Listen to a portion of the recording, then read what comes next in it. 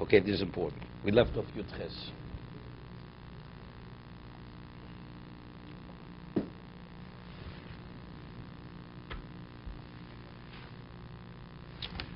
We had spoken yesterday on page 183. You have two parallel walls, okay? And the length of the wall is the length of a sukkah, 7 tefachim, minimal size. And now you have a space between the walls. So you take a plank of wood, which is a little more than 4 tefachim, and you put it within 3 tefachim of one of the parallel walls. So based on the principle of Lavud, that 4 plank of wood, which is 4 wide, attaches to one of the parallel walls.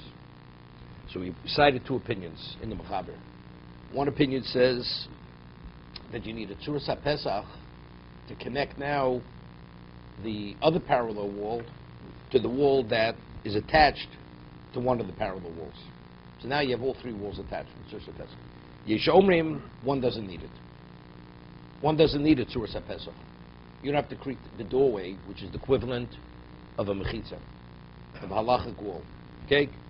So the Ramos says, Hago avolim iko dofen shivo below lavud. Ein tzorach kan tzuras hapesach at sof hakosa. He says, what about if you have 3 full walls? You have a right angle, and then you have a parallel wall, which is not attached to the 2 walls. Do you have to put a tzuras hapesach to attach the 3rd wall to the right angle? Right? You have the picture. So that the Ramos says it's not necessary. Well, we'll see the Mishna Berura in a moment. No, the discussion before was we had 4 and Lavud attached it to one of them. But he says, but if you have real walls of 7 tefachim, then it's not necessary. Below Lavud. You don't need a Tzuras HaPesach.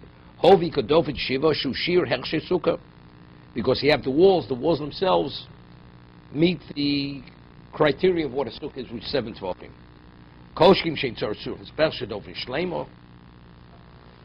Mashenog mit Tzuras HaPesach sheish lo tfon shleimo sein el lo doi balma. Okay, let's see the Mishna Berura on this.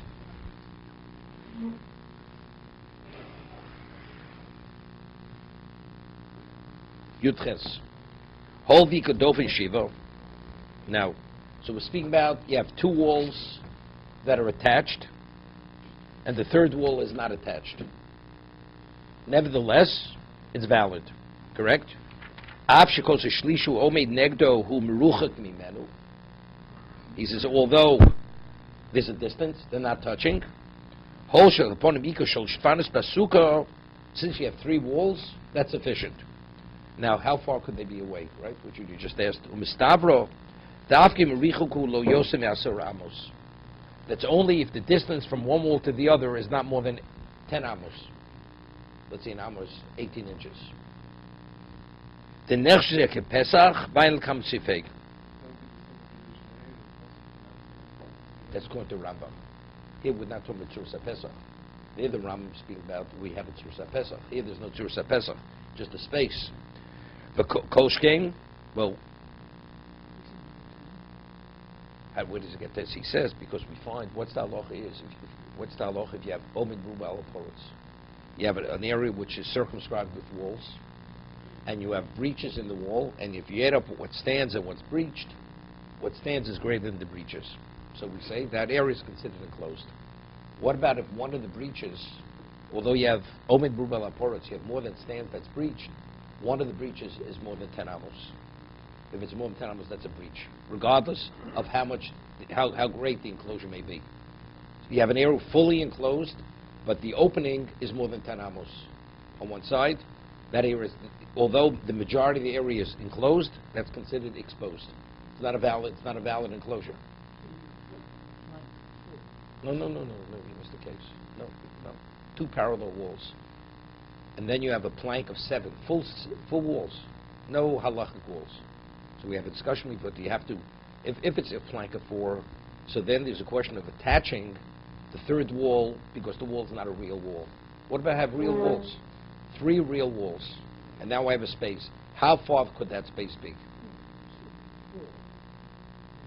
Three walls. Three walls. And one wall's detached. Third wall. Not a plank of 7. A wall of 7. Three walls of 7. We're not relying on any halachas over here. You said that cannot be more than 10 amos. 10 amos we're speaking about. Not 10 tefachim. 10 amos.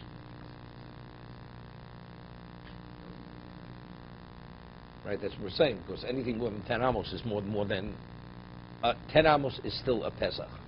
Once of the plank, which is a halachic wall for a sukkah, right? So the area is circumscribed with 3 walls. Why couldn't you have 10 plus 7? Again. Because the gap is less than 10. Once you 10 have or two less. walls, She said should not be more than 10 amos. why So we're couldn't saying, you have 10.7? because it's more than a pesach. It's more than a pesach. The walls, you have a gap separating between one of the walls and the other 2 walls. So how wide could that gap be? So we're saying the gap should not be more than 10 amos, because 10 amos is a pesach. The gap from wall to wall, the 2 parallel walls, is it all the same? The gap? You have, let's say, a right angle. Now you have the parallel wall. You have a gap there, which is 10 amos or less, to the 3rd wall. You have to have 3 walls for a sukkah, correct? So is that a problem if you have How a... about the 2 parallel walls? Now you put a right... now we put a right angle 7. Okay. That's it. So now we have 3 bona fide walls, not relying on any halacha. So why don't I measure from the edge of that 7 plank to the other wall? Why do I? I am measuring. I am measuring. I asked the question: is the 10 from the 2 big walls, or is the 10 from No, from the big right, wall? from the perpendicular wall, from the right angle. So the gap is 10. The gap. So we say why? The width of that whole sukkah then is 10 from plus 7. 10 amos 10 almost plus 7. plus 7. Correct. So now the question is, why is that not a problem? Because that's called an entranceway. You're entering into an area which is circumscribed with 3 walls.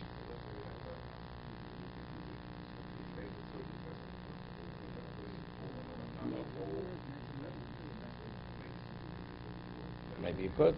Maybe you could. We would be okay. Right. Right. Correct.